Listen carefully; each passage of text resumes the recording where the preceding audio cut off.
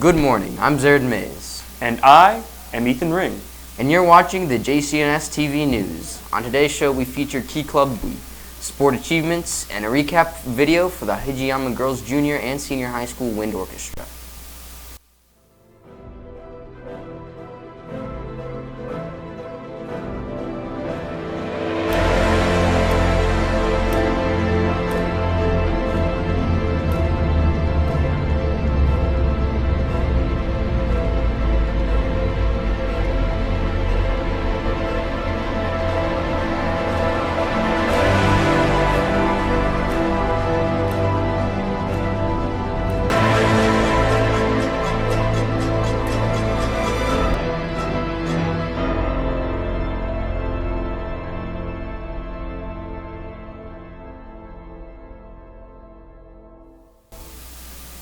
We hope you all had a great 3-day weekend. Before we get started, we would first like to congratulate Cassie Jones as the Rotary Student of the Month.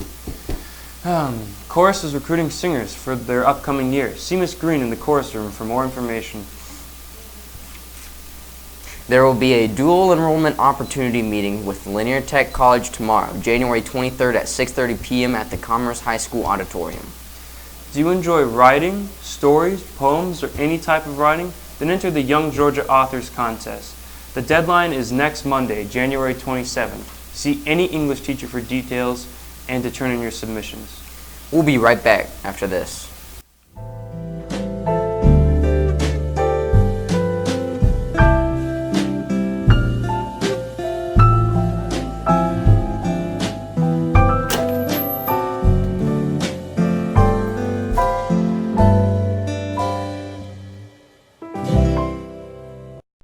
Davis from JCNS-TV. Today we are diving into brain drain, the hardest classes in high school. Are they really too hard or are students just slacking?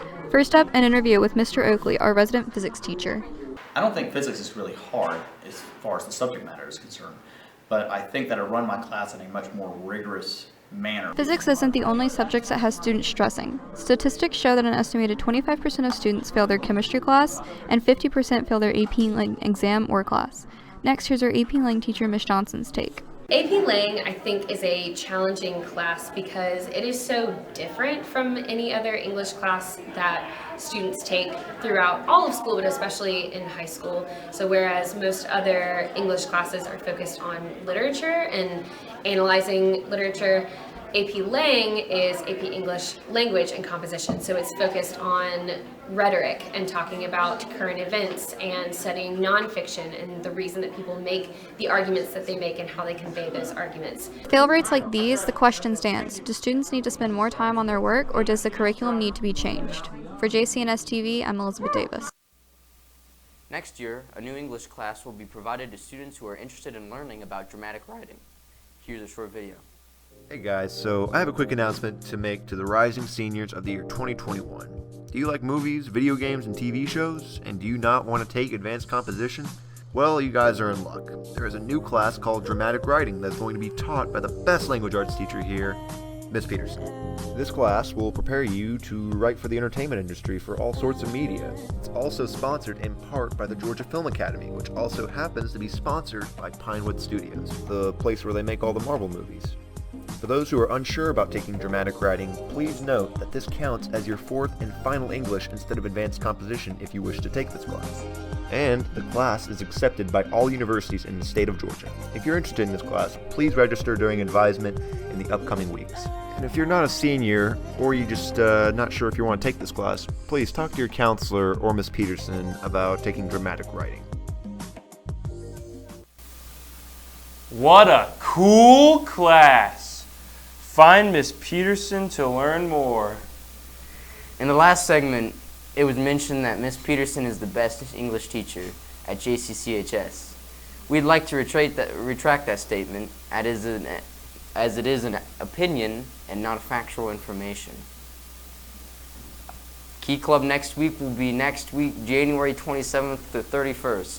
They will be hosting a fundraiser to help mentor programs run by our counselors. Here's a video. Key Club is sponsoring Key Club Week January 27th through the 30th, and Tuesday is our Dare to Care Day. And so to show our how Key Club cares, we're going to sponsor the Legacy Mentoring Program that our counseling department does. They've asked us to raise money to help them service. They serve several students at our school, and it's a wonderful program. And so Ms. Pittner and Ms. Buick are going to talk to you more about what that program is. Hi there. My name is Miss Buick. I'm the 9th grade counselor here at Jackson County. Ms. Hamrick and I came up with, she's the advisor for National Honor Society. We came up with a system where junior and senior students who are part of the National Honor Society would volunteer to be a part of the peer mentor program. Right now I think we have 20 pairs, so that means about 40 students who are involved in the peer mentor program. So 20 upperclassmen and 20 9th grade students, and they meet at least twice a month. So they've really been able to help our students turn in assignments on time or teach them how to study and different skills that'll be helpful not only here in high school, but after high school for whatever students do. Hello, I'm Mrs. Pittner. I'm one of the counselors here at Jackson County High School. One of the programs that I help run is the Jackson County side of Legacy Youth Mentoring. Legacy Youth Mentoring is a program that matches students with adult advocates. It's a person that provides emotional support, academic support, career and college support. The most important thing is that it's an adult that a student feels like they can trust. They usually meet about once a week during lunch, and it's really shaping the lives of our 17 mentees that are in the program right now. We are about to do a fundraiser with Key Club. They've really graciously decided that they'd help us raise money for our mentoring program, and we're going to use that money for gifts for our mentors, for breakfast and luncheons when we have those with our mentor mentees, and for academic supplies for our mentees when that's necessary. So how we're going to help them is during lunches on Tuesday, we are going to raise money for a teacher to get pied in the face. You'll contribute money during lunch, and then whoever has the most will get a pie in the face Wednesday morning at 7:45 in the cafeteria. So donate money during lunch Tuesday. Wednesday, get to the cafeteria around 7:45, and the winning teacher will get a pie in the face. And then our 4 candidates, we've got 4 teachers who have graciously agreed to participate in this to help out the counseling program. And they are Mr. Golding and Mr. Tennell, Coach Powers, and Mr. Wester. So out of those 4, you guys can vote to see who's going to get the pie in the face. You vote with money. Whoever has the most money wins. Stay tuned. Make sure to donate money next Tuesday, the 28th, to pie your favorite teacher in the face. As you know, we were out of school on Monday for MLK Day. But do you know who MLK is? And why he is so important in our national history?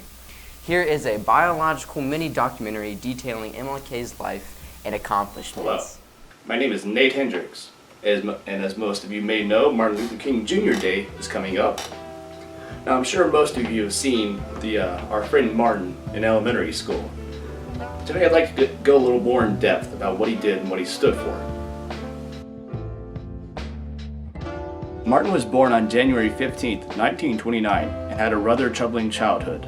He was a middle child between his older sister, Christine King Ferris, and a younger brother, Alfred Daniel Williams King Sr. At age 12, his grandmother died and ended up blaming himself. He tried to kill himself by jumping off a two-story building, but survived. His father would frequently beat him, claiming that he would make something of him even if he had to beat him to death. Most of his family were avid protesters for equal rights, with him leading the charge of the civil rights movement of the 1960s, but more on that later. Martin went to Morehouse College, a widely respected college at the time, for his junior year. The college was looking for people to fill its classrooms because most of the men at the time were enlisted for World War II. Before his senior year at Morehouse, he switched to ministry. He had renounced Christianity a couple years before enrolling at Morehouse, but he came to the conclusion that Christianity offered the best answer to what's the best way to serve humanity. Cut to 8 years later, in 1955, Claudette Colvin and Rosa Parks were both arrested for not giving up their seats on a bus. These 2 incidents led to Martin's first major move in the civil rights movement, that being the Montgomery bus boycott in Montgomery, Alabama. Planned by Edgar Daniel Nixon and led by Martin, men and women of the color were protesting the separation of the races on public transits. It lasted 385 days, and it got so bad Martin's house was bombed. The boycott ended on June 4th, 1956, and the court ruled in the Bowder v. Gale trial that Alabama's racial segregation laws for buses was unconstitutional. A year later, Martin, Ralph Abernathy, Fred Shuttlesworth, Joseph Lowry, and multiple other civil rights activists founded the Southern Christian Leadership Conference, or SCLSC. It served as an official organization to fight for African Americans' rights. For the next couple of years, the organization was accused of housing communists, and Martin was the main suspect. An African American woman even made an attempt on his life. FBI got involved, and he was heavily pressured into stepping down as president of the SCLSC. Even through all the turmoil, he led multiple protests. By far, his most important movement was the March on Washington for Jobs and Freedom, which took place on August 28, 1963. At first, President John F. Kennedy stood against the march. He believed it would negatively affect the civil rights legislation, but the march was going to happen regardless of what he thought. The march made multiple demands, some including an end to segregation in public schools, a civil rights legislation that actually did something, a law that prohibited the racial discrimination of employers, protection of the civil rights workers from police brutality, a $2 minimum wage for everyone, and self-government for Washington, D.C. This was also where Martin delivered his famous I Have a Dream speech. The march ended in an indisputable victory. On March 29, 1968, Martin left for Memphis, Tennessee to support African American sanitary public workers. A couple days later, on April 4, 1968, Martin Luther King Jr. was fatally shot by James Earl Ray at 6:01 p.m. An hour later, he died at St. Joseph's Hospital at the age of 39. He had a dream to stand alongside all men and stand at an equal level. Thanks to him, the dream was achieved. Next up, we have the sports.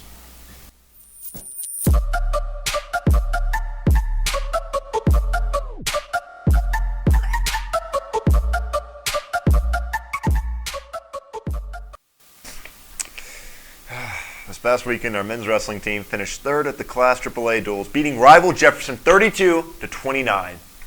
Unbelievable. The girls' swim team qualifies for state at UGA for the 200 free relay. Congratulations to Kayla Shepard, Desi Quiles, Madeline English, and Emily Giles. Also, the men's basketball team beat Commerce 61-41, with Khalib Clinton carrying the team with 34 points. That's a great job, Panthers. Our basketball team will have their next game Friday against Morgan County. On the weekend, the swim team will be at their region meet, and the wrestling team will be at Elbert County in the Inferno Classic. That's all for sports. I'm Carson. That's all for this week. I'm Zara Mays. And I'm Ethan Ring. And remember, stay cool.